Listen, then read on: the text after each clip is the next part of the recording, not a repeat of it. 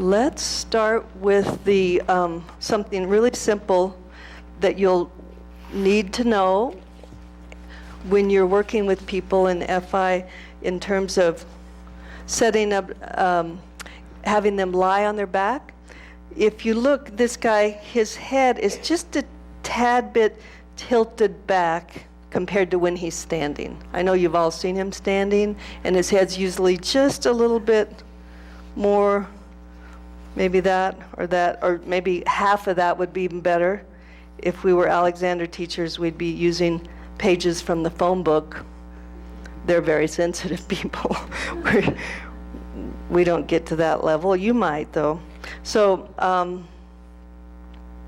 let's look at how do we decide how much to go behind the head, okay? Because that's something you'll have to know down the road, so we might as well start saying it now because it takes at least 3 times of hearing something, okay? So let's, first of all, why would we do this? Why would we want their head more like where they're standing?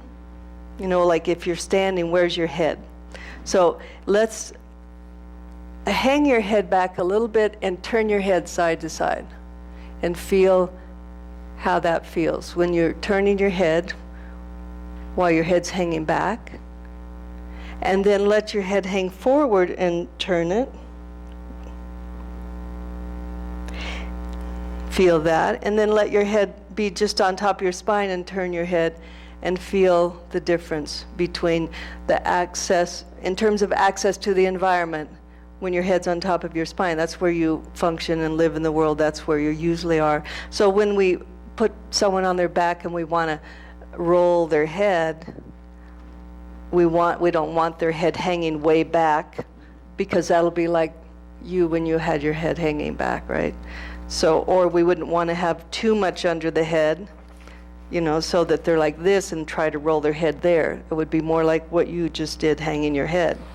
So finding that place, one way that you can do it is before the person lies down, if you look at them from the side and imagine them standing against the wall, you look at the space between the back of their head and where the wall, the imaginary wall would be, and that's about the amount of space or the amount of cushion or support you'll need to put behind them.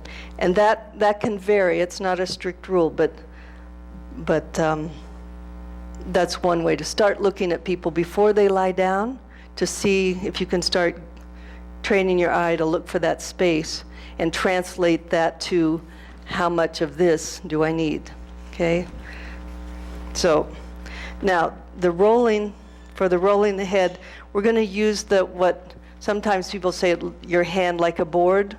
So you're just going to have a flat hand and do the one where the pressure, the change in pressure on your hand and their skull is continual. You know? So you just roll them in that fashion. Okay, now, did anyone have trouble? I mean, let's look at the other ones. The other one was cupping the head, right? So your fingertips were in contact as well as the heel of your hand and rolling this way. If you look at how I use myself, if I have my hand cupped like this isn't so bad going this way, but if I want to go towards the heel of my hand, if I wanted to roll more, I'd have to take my whole body with it, right? So if I can create just that flat feeling, I have more range with less amount of effort in my own body, just to do it that way, okay?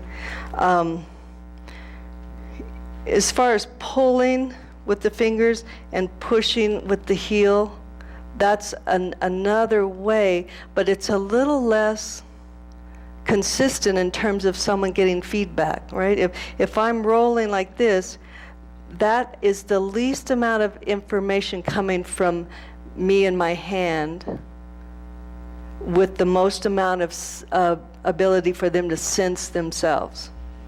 Does that make sense?